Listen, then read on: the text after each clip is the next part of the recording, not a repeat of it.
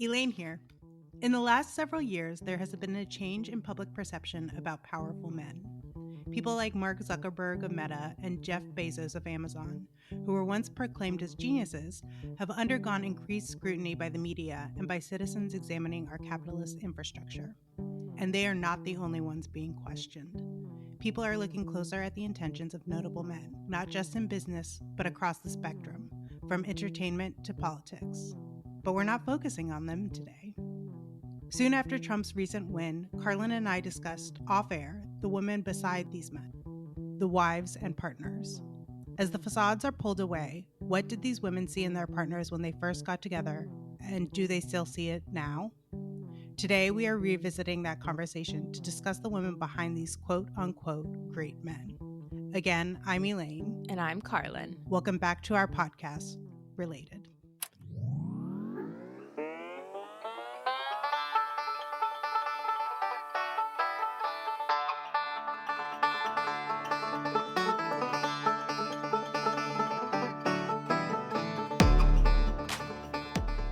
So I was trying to remember what sparked this conversation when we had it in January. Was it January? Yeah, I think we were in the car. I think we were in the car driving up to our Christmas, but not actually Christmas because it was January celebration because you had been staying with me in LA, right? In LA, yes. And Yeah. I think we were in LA. So Okay. I think that was part of it. I think we were talking about Silicon Valley. There had been a lot of discussion about Andreessen Horowitz and their renewed or new fealty to Trump. I actually think even more obviously, I think it might have just been the fact that the inauguration was happening. Oh, right. Yeah. Oh, Yeah. that was it. It was that Priscilla Chan She had attended the inauguration. Yeah. Yeah. Yep. It was that simple. It was Yeah. that simple. I know. I was thinking about it and then I was like, no, it was January. And I remember explicitly that also mom and dad and you weren't in DC during the inauguration as well because we were all on the Purposefully, West yes. Coast. Yeah. Yeah. Now that you say it, I vividly remember pictures of her in that white suit. Yep. That were just all over the news. Yep. And then of course at least 3 billionaires. There was Bezos, Zuckerberg, Google's CEO was there. Sundar. Yeah. And then there was also the TikTok CEO as well. It was the who's who of Silicon Valley. Yeah. And so a lot of people were talking about, oh, they're bowing down to Trump. Yep. Yep. And Priscilla Chan was right there with them. She was right there with them. And yeah, I think the conversation was one, at least for me and for us, I think of surprise and curiosity around why she was there, especially given their historical context of philanthropy with the Chan Zuckerberg initiative, a lot that they've talked about around equity.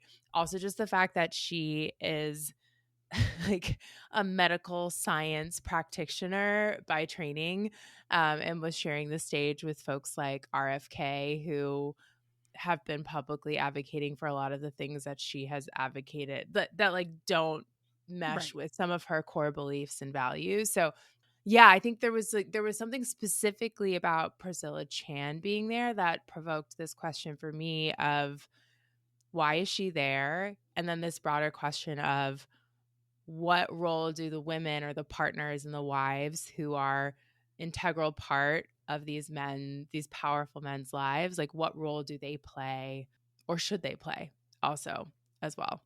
Pointing out additionally that Priscilla Chan is descendant of immigrants. Yep. She is first generation Vietnamese Chinese. Yeah. So there's also that dynamic, which was very interesting.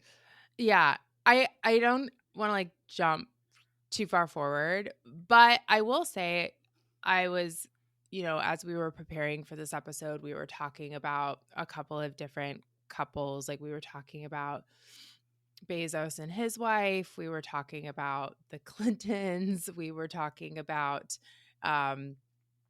Harvey Weinstein and his wife. We were talking about Jeffrey Epstein and Maxwell. Like, but I kept returning to Priscilla and Mark. And I also kept returning to JD Vance and Usha Vance. Mm-hmm. And I think it's because they are both women of color and they Yep. are also both women of immigrant parents. And there's something about that dynamic in particular that is really interesting and curious and surprising to me. I think because I think it poses more for me, and maybe this is not something like, what's the best way to articulate this? If they were white women, maybe I wouldn't have the same questions, to be honest. I'm serious, right? No, no, no. Like, I yeah. totally get that. Yeah. But because they are women of color, I think I have a a bias towards the belief that they will be liberal women, that they've experienced, that they resonate with the like brown female minority experience, right? And to therefore suddenly, at least from a public perception, buy into the antithesis of that feels so strange and almost like a betrayal in some ways as Mm. well. And so I will say, like, for whatever reason, I've been returning to those two examples specifically more so than the others that we had talked about. Yeah. I definitely want to explore that, but I just want to set a baseline Yeah. because when we first talked, I think you were a little bit more understanding of the Hmm. situation that these women found themselves in than I myself.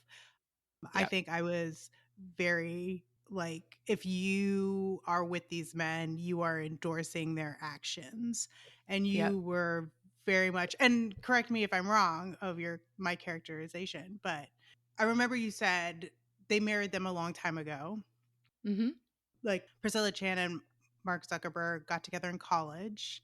Yep. They've been together for decades now. Yep.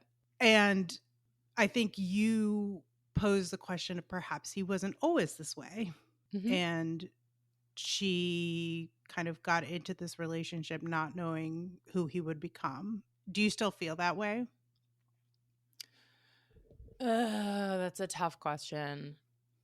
I think I probably do still stand a little bit more to the sense of like of maybe some empathy for the women and understanding for, and I think what you're getting at with the crux of that question, right, is do I understand, or do I like believe that it's okay that they're still with these men despite some pretty, at least in my sense, like pretty bad behavior.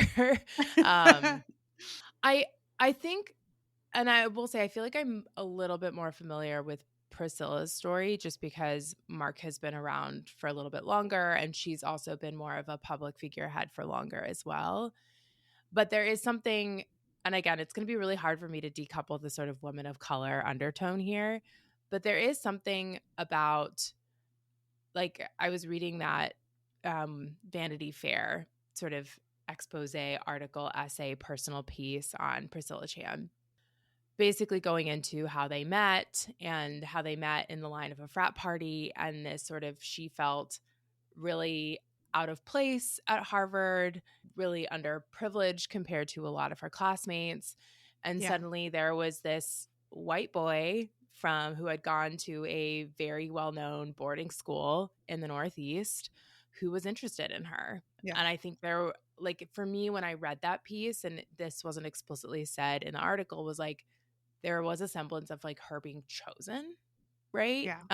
Honestly, And sorry, just call yeah. back to our Pride and Prejudice episode where we were No, talking about totally. Mr. Darcy choosing Elizabeth and Totally. the psychology of Yeah, that. Yeah. totally. So it's interesting, like I also, as a woman of color who grew up with like primarily white classmates, and I think sometimes also felt less desired because I didn't sort of fit the typical prototype of like Yeah. female American white woman beauty.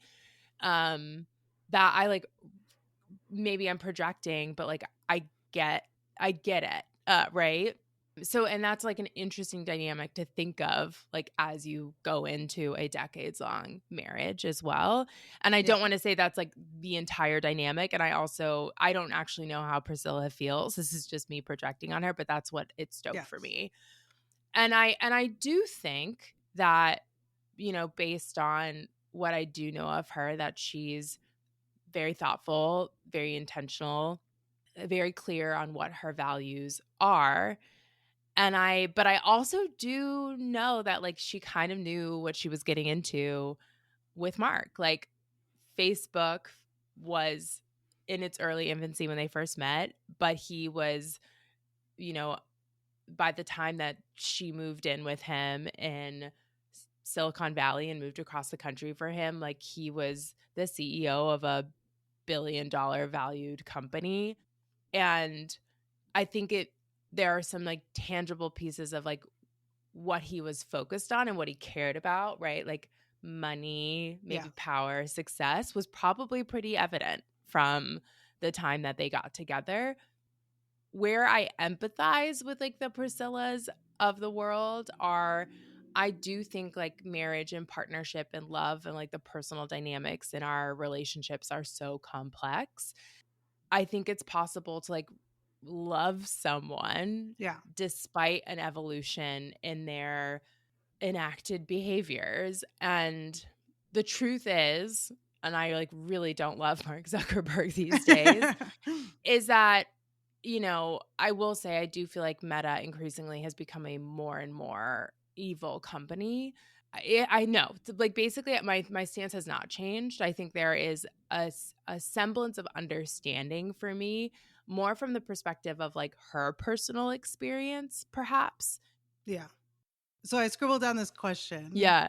Where do you draw the line between acceptance and endorsement? Ugh. Like, I admit that a person does not have to agree with their partner 100%. Like, Yeah. yes. Yeah. But at what point does it become endorsement of their actions versus acceptance? Well, okay. Can I actually turn this question back on you Absolutely. too? Absolutely. Well, I'm curious, like, if you like, let's Yes. try to both put ourselves into Priscilla Chan or Anusha Vance's shoes. Yes. What would you do?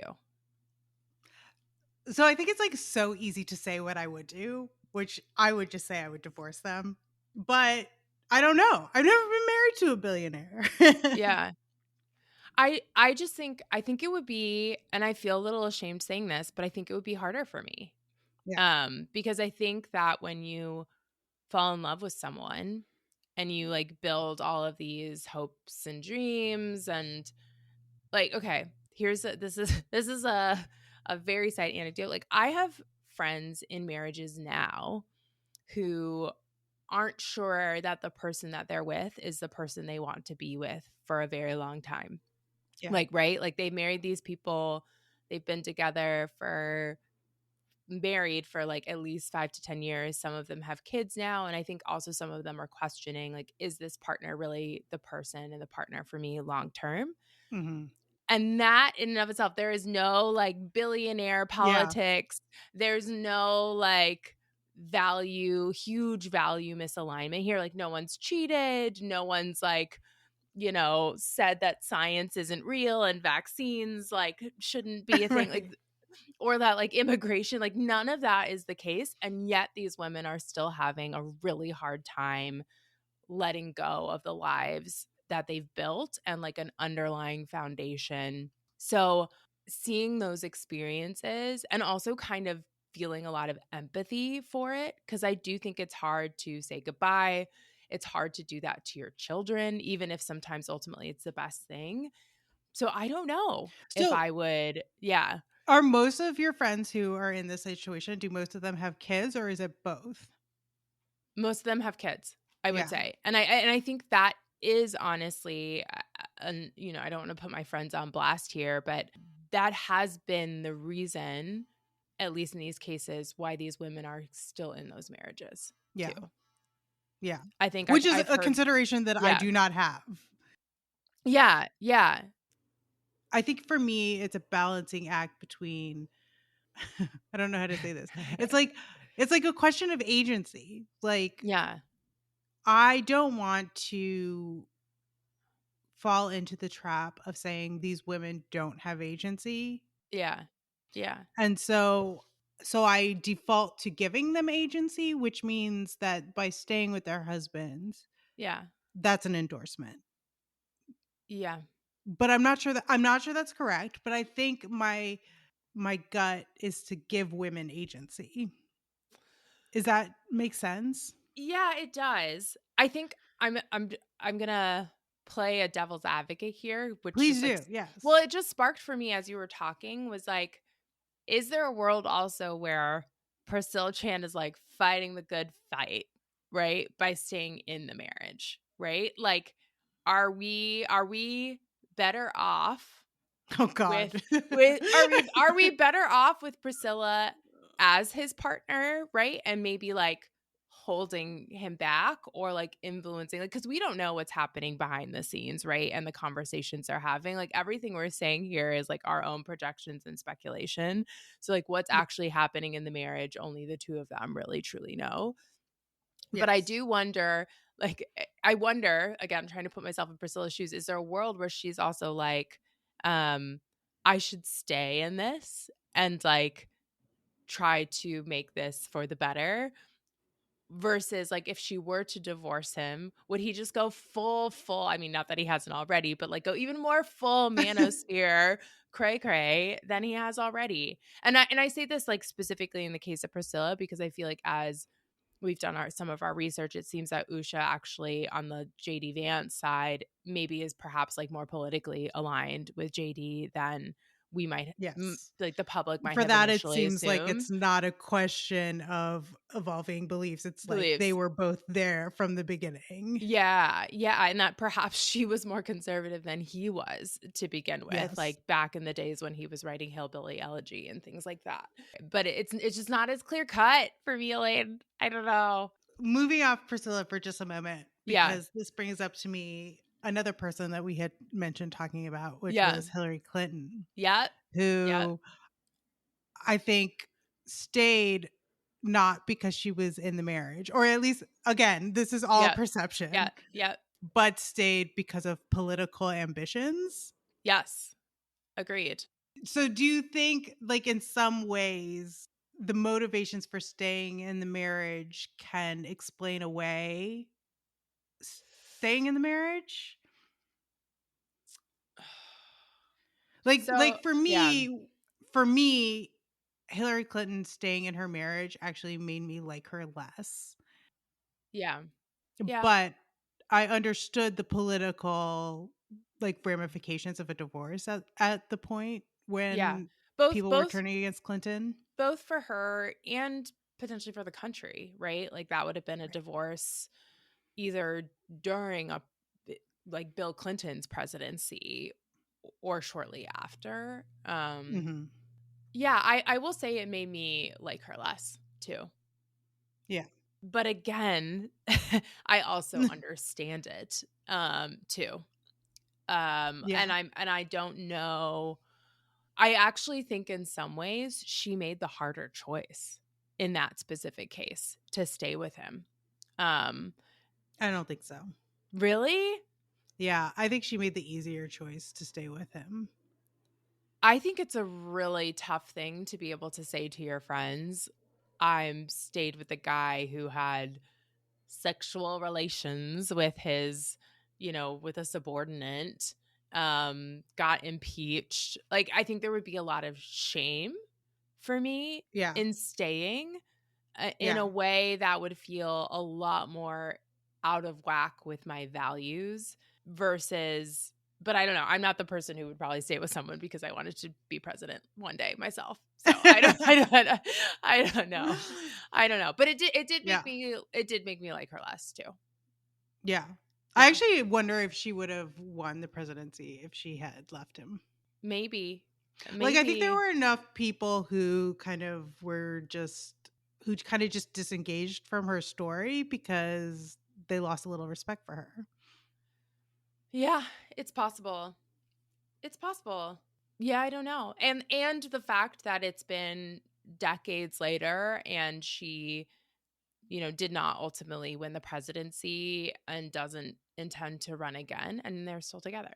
So, Yeah. again, who are we to say what is going on behind the scenes in that marriage? And I will also say there are many women who have stayed with their cheating husbands, right? Yes. Hers was just a very public one.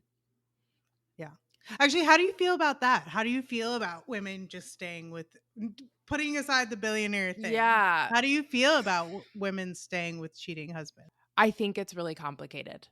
And I really do. And I think the older I get and the more that I experience like relationship complexity, the more that my friends experience relationship complexity, the more I understand why people stay and why some people go. I think like ultimately the reasons for infidelity in a relationship can be complex. Like they're not always straightforward. And they're often like, yes, sometimes there are just assholes who just like dick around. But then there are others where it comes from more of like a mutual place where like they're not getting what they need from like the relationship. And that's not to say that I condone like extramarital infidelity by any means, but I do think it's not always as black and white as like this guy is a dick and is just like sticking his dick in everything that moves. Again, as like I'm not so old right now, I'm like, nearing 40, but I have had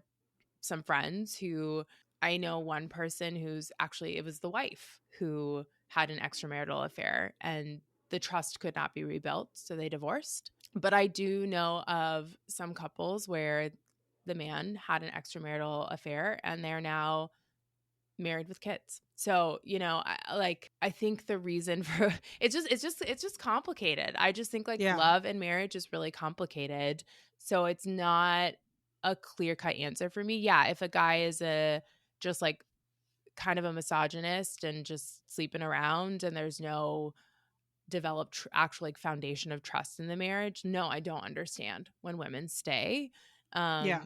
But I also think the patterns of marriage and like what marriage has historically offered women, i.e., in terms of like financial stability and whatnot, like my heart goes out to the women who do stay in those Yeah. cases, So that's interesting because I think the for me cheating is like an automatic out, Yeah. but I think it's interesting because I don't think it's because of the cheating itself. I Yeah. do think for me it's because that's like a boundary that I would put on a relationship, and if you Yeah. cross that, then I'm Yeah. not sure I can Can trust trust you you again. again. Yeah. Yeah. Which I think Not is to say that complete. like other Yeah. people can't grow to that trust back, but it just Yeah. like the person I am, I don't think I could do that. Yeah, which I think is Um, completely fair. And also completely fair that others through intense, conversation and couples therapy might be able to rebuild that trust and like commit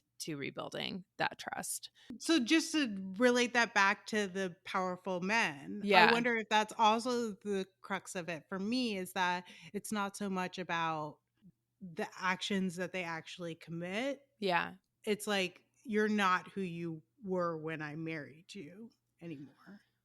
I don't think that in the cases of these men and they're these like powerful men, I don't think the shift in like values, politics was like all of a sudden. It wasn't like one day that, JD Vance or Mark Zuckerberg suddenly woke up and were like Trump, right? I think maybe it felt that way to us from like a Right. public perspective, but I imagine that on the marriage side it was a gradual, like I think we've seen Mark Zuckerberg in particular sort of have this evolution over time over the past like 10 years in particular where he's sort of shifted from a more like liberal POV to a more like increasingly power hungry and also kind of like politically Yes. vacillates based on who's Yes. in power, right? Yes. And I Vance is definitely chasing power, not yes. morals. Yes. Yes, yes, and I actually would argue the same with Zuckerberg as well. Like, I think there's a component where I'm like, dude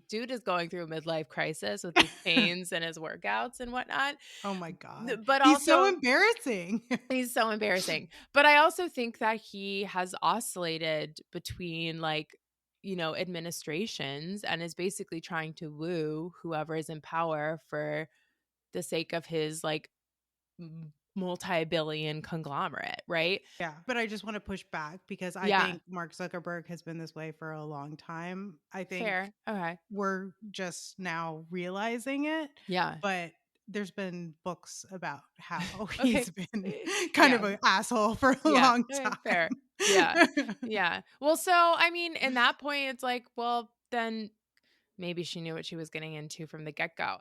Yeah. So I think that's a great place to circle back to what we were discussing before about the women that we are most interested in being these women of color. Yeah. So we mentioned Priscilla Chan, we mentioned Usha Vance, Melania Trump, Yeah. who is not a woman Yeah, of color color. but is an immigrant. Yeah, and, Um, like, English is not her first language. Yeah. and Yeah. English is not her first language. Yeah. So these women who have been not just disadvantaged because they're women, but disadvantaged in other demographic Yeah. ways. And their groups have been historically oppressed. Yeah. Yes. Yeah. What is it about that dynamic is so common? I don't know that Or I at least I it yeah. seems common right now. Yeah, there is a power dynamic going on, I think. Yeah. And I don't wanna give those women any less agency because if I were in their shoes, I would wanna feel like I have a lot of agency, but I do think there is a power dynamic. I Yeah. don't like, I can't quite put my finger on exactly what it is, and again, it's hard to say because 'cause I'm not in those marriages, but I do think it's really interesting, and I think part of the reason I find those 3 examples, Trump, Vance, Zuckerberg, and particularly very compelling, is that the women who they're with, I wouldn't expect those women to be with those men in under, like, normal circumstances. Have you ever heard the term pick me women? Yes, I have, but I don't associate that in this context necessarily. Okay. Like, I think of the pick me woman as the like, it could be it could be any woman. It's like a woman who needs and wants attention from men and the validation of men and will kind of do anything and also sort of do anything also in betrayal of, like, her female girlfriends to get chosen and picked by men. And it's also not like, "I just want this one person to pick me." It's, like, generally wanting the attention and validation of, like, the men that she is surrounded by. Mhm. So I associate that in, like, a slightly different context, while as this one, I don't know that I think of any of these women, honestly, as pick me women. I just think that their lived experiences, um, like, I can understand, again, having kind of felt that in ways myself too, of feeling chosen or sort of what it feels like to feel chosen by white, powerful men, to be honest. Yeah. Yeah. So why I brought up the pick me women Yeah. is less about that initial feeling Yeah. because I too have experienced that. I Yeah. think that is a universal feeling of someone recognizing your value and liking that feeling. Yeah. I think for me, what it is about a pick me woman, or what my understanding of it is that you kind of put down those around you Yeah. in order to continue your ascension to Yeah. power. And I think the way that Melania has dealt with immigrants, the way that Mm. Usha has dealt with people of color, the way that Priscilla Chan has kind of pulled back from her philanthropy works, to me indicates a willingness to sacrifice certain things in order to Mm. maintain their proximity to power. I think that's a really interesting point, to be honest. I mean, I do think, and I think when you put it that way, that is the part that unsettles me the most of it is less of like why are you staying with your husband, but what are you sacrificing for yourself and for others in order to stay close to power and wealth? Yeah. Yeah. Yeah. So maybe the line is not just staying with them, but what are you doing in order to Yeah. stay with them that is a betrayal of your own values? Yeah, I think it just makes me sad because I think I'd like to think that most people would choose values and kindness over power and wealth. But the reality is, many of us, and that includes women of color and women of underrepresented groups, and I mean, women are underrepresented as it begins with, will choose the power and wealth first and foremost over the latter. So you're just making me feel more justified for keeping my Yeah, for me it's that their values are being compromised, and so I can't see them as being just passengers on this ship. You're a better person than I am. I don't know. I don't think that's I mean, some people might be like, "Well, Carlin, you're like wishy-washy and living in the gray." Yeah. Um, I think my empathy just lies with all the people they're hurting. yeah. Yeah. Yeah. I also think I come from a place of and I'm sure you do to some extent as well, but I think I come to a place of like I'd rather be alone than Yeah. um Yeah. compromise who I am, and Yeah. I think a lot of people aren't like that. I Um I think you're right, Elaine. so Yeah. And I think a lot of women aren't, yeah. unfortunately. And I think that's I don't think a lot of women have been trained to want to p- prefer to be alone versus yep. compromise. Yep. Agreed. So one more question. Yes. If Priscilla Chan announced her divorce tomorrow, Yeah. how would you feel? I would feel I think there'd be a piece of me that'd be like, "Yeah, suck it, Zuckerberg." Like, honestly, kinda, yeah, like, but, and I think there would also be a piece of me that, you know, knowing how, like, Jeff Bezos, for example, post his divorce is still, like, doing the same shit, like, Yeah. I kind of would be like, "Well, Zuckerberg, like, good for you, Priscilla," in some ways, like, if that was, like, what you needed to do for yourself and for, like, the stance, but will it really change anything? Unfortunately, like, sadly, I don't know that it will. Maybe it will inspire other women to leave their husbands. I don't know. I don't know. But yeah, I think I'd feel really curious. I'd be like, why now? Why not, 10 years ago when I don't know, just like, yeah.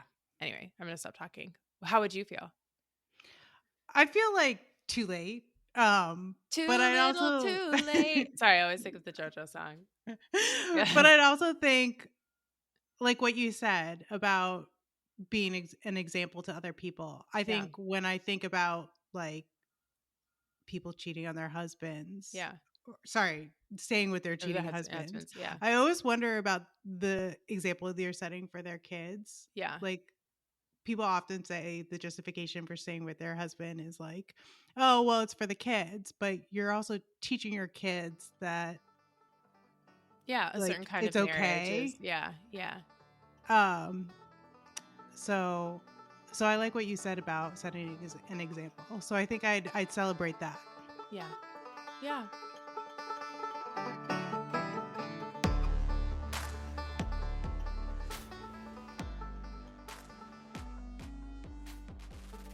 Thanks for listening. If you enjoyed our conversation today, we look forward to sharing more with you.